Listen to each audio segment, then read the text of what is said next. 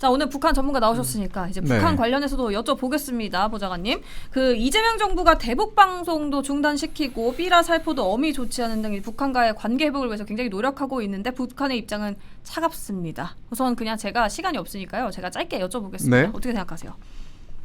노력을 했다라고 굉장히 순화시켜서 표현을 하셨는데 제 기준에서는 김정은 가랑이 밑을 기억한 것이거든요. 사실 이재명 대통령이 뭐라고 했습니까? 세게 말씀하시네요. 관세 협상을 위해서는 트럼프 대통령의 가랑이 밑도 기겠다라고 했더니 트럼프 대통령의 가랑이 밑을 안 기고 김정은의 가랑이 밑을 기고 있어요 지금. 자, 뭡니까? 대통령 들어서자마자 뭐 했습니까? 그 대북 확성기 그리고 대북 전단 금지시켰습니다. 뭐 거기까지 이해할 수 있어요. 자, 여기에 더해서 국정원이 지난 40년간 운영해오던 대북 방송도 중단시켰습니다. 심지어 노무현 대통령, 문재인 대통령 때도 중단되지 않았던 국정원의 대북 방송 3개 채널이 다 전면 중지됐습니다. 그런데 북한이 여기에 대한 반응이 뭡니까? 야, 그 정도 가지고 뭘 우리랑 대화하려고 그래. 더 큰 거 가져와야지 라고 하면서 매몰차게 거절했습니다.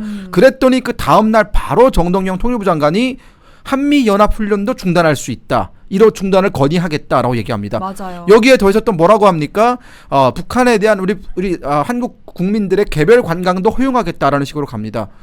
뭐 이건 도대체 지금 몇 명의 가랑이 밑을 기억하는 거예요? 도대체 저는 대한민국이 왜 북한만 만나면 이렇게 설설 기는지 모르겠어요. 특히나 이 좌파 정부가 북한만 만나면 이렇게 정말 무슨 삽살개처럼 꼬랑지를 다 내리고 저렇게 기어가는지 모르겠습니다. 아니 미국 만나면 그렇게 반미 외쳐대고 뉴욕 한복판에 가서 주한미군 나가라 이렇게 당당하게 외칠 수 있는 소신을 가지고 계신 분들이 일본만 만나면 죽창가를 부르시는 분들이 왜 북한만 만나면 뭐 마려운 뭐 개마냥 저렇게 저러는지 모르겠습니다. 저는 정말 이해가 안 가요. 그런데 그거를 제가 한번 말씀드려볼게요. 네네. 그거를 제가 옛날에 일타뉴스에도 살짝 언급한 적은 있는 것 같은데 제가 민주당을 지지하는 지지자들한테 한번 물어봤어요. 왜 그러냐고. 그러니까 그랬더니 이제 우리는 북한을 좋아하는 게 아니라니까. 우리는 친북이 아니라 북한과 한국이 서로 그냥 각자 잘 살면 되는 거야. 각자 잘 살기 위해서 뭐다 서로 건드리지 말자는 거야. 그렇기 때문에 그냥 너네들도 여기까지만 해. 우리는 이 정도 할 테니까 서로 타협을 하는 것이지 좋아하는 게 아니야. 이렇게 얘기를 하더라고요. 네. 어떻게? 그거 정말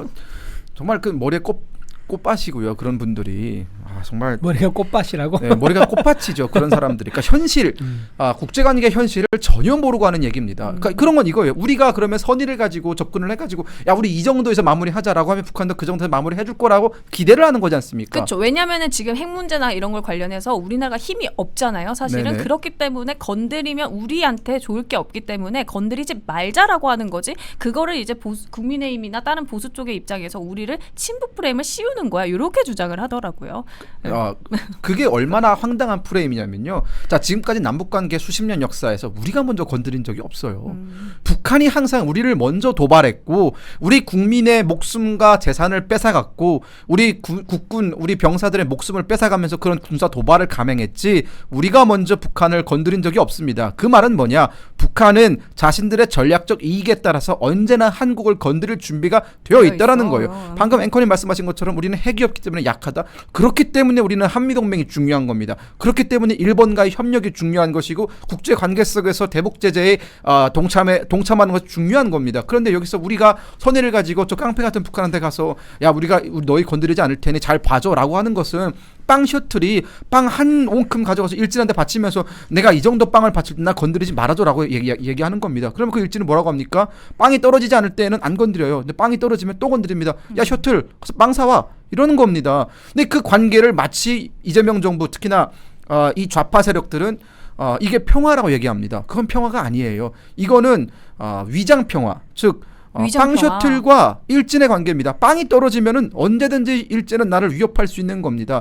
결국 일진과 빵 셔틀의 관계를 정리하기 위해서는 그 일진을 제압하는 것 말고는 없습니다. 매우 자명한 이치거든요. 근데 이 자명한 이치를 좌파는 왜 못합니까? 반미해야 되니까. 반일해야 되니까 미국과 협력하고 일본과 협력해서 북한을 제어해야 되는데 그 사람들은 그게 싫은 겁니다. 반미해야 되고 반일해야 되고 북한은 우리가 같은 민족이기 때문에 어느 같은 민족이 핵으로 같은 민족을 위협합니까? 저는 이 관계 80년대부터 이어진 이 한민족에 의거해서 북한의 어떤 내재적 접근법 얘기하는 사람들은 저는 정말 반대한민국적인 사람들이라는 생각이 들고 그 중에는 간첩도 분명히 있을 거예요. 저는 그렇게 봅니다. 저는 이제 민노총이 이번에 뉴욕에 가가지고 그 반미 이제 시위한 거 아세요? 이번 뉴욕에 가서 뉴욕시 한가운데서 미국 물러가라 점령군이다. 우리 위대한 조국 북한을 괴롭히지 마라라고 얘기를 했습니다. 그래요. 예, 그게 지금 기사에 다 나와 있어요. 자, 민노총에 좀 이거 근원적으로 민노총한테 묻고 싶어요. 북한에 노조가 있습니까? 노조가 없어요. 근데 그 사람들 지금 우리나라에서 자유진영 국가에서 노조를 하고 있지 않습니까? 자유롭게 본인 생각을 얘기할 수 있는 그런 아주 엄청난 권한을 누리고 있는데 그거를 아주 이상한 데 쓰고 있는 거예요. 그런 노조가 인정되지 않는 북한에 대해서 칭송을 하고 북한에 내려온 지령을 받아서 우리 사회 혼란을 이야기하고 그리고 북한의 인권에 대해서 얘기 안 해. 하지만 우리나라의 인권에 대해서 조금만 흠집이 있으면 세상 따라갈 듯 떠듭니다. 그 도대체 민노총은 무슨 생각인지 모르겠습니다.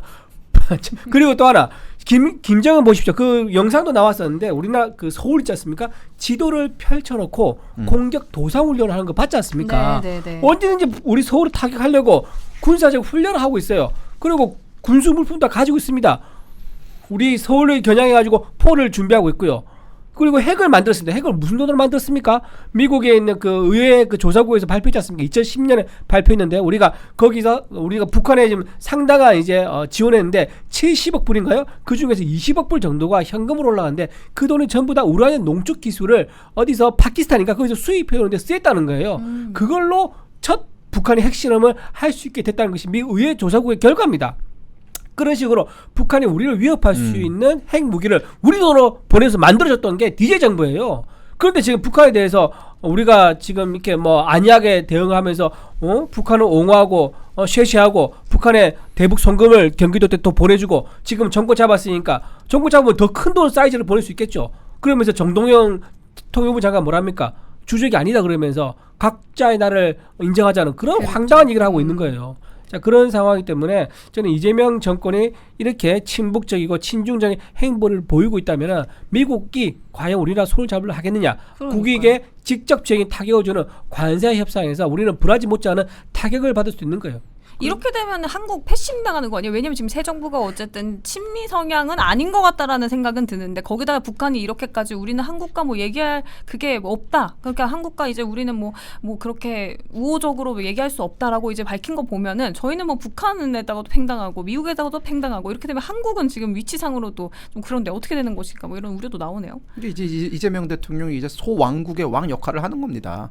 그러니까 지금 정동영 그 통일부장관이 뭐라 그랬냐면 김여정이 이제 그 독소를 쏟아내지 않았습니까? 네네네. 여기에 대해서 우리 국민의 자존심을 좀 지켜줘야 될 거 아니에요. 어디 저기 무슨 거지 같은 뭐. 독재 국가의 어떤 그 독재자의 동생이 오직 대한민국을 향해서 그런 막말을 하는데 흥미도 없다 뭐 이랬잖아요. 예, 여기에 대해서 우리가 그래도 원칙적인 대응을 해야 되는데 정동영 장관이 뭐라고 했냐면 과거보다는 좀 순화된 표현이다.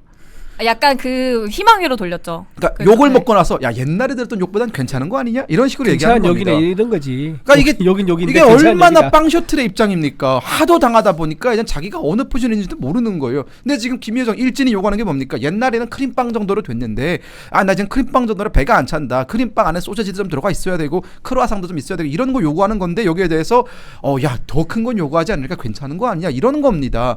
북한도 우리를 패싱해요. 왜냐? 북한 입장에서도 이재명 정부랑 마주 앉아서 뭘 해봤자 어차피 북미 관계 북한과 미국 사이의 어떤 그 평화협정 이끌어내 도움이 안 될 뿐더러 지금 네. 북한은 미국과 통큰 딜을 통해서 핵 보유국으로서 인정을 받고 대북 제재 해제하고 이제 수교 맺어가지고 여러 가지 어떤 경제적으로 좀 성장할 수 있는 기회를 얻겠다라는 것이거든요. 이 관계에 있어서 문재인 정부 때 북한 이미 한번 해봤어요. 한국을 끼고 하니까 한국이 아무것도 못하더라. 좌파 정부가 너무나 무능력해가지고 미국의 다리를 놓기는커녕 잘못된 정보를 전달해가지고 관계만 꼬였다라고 생각을 하고 있는 겁니다.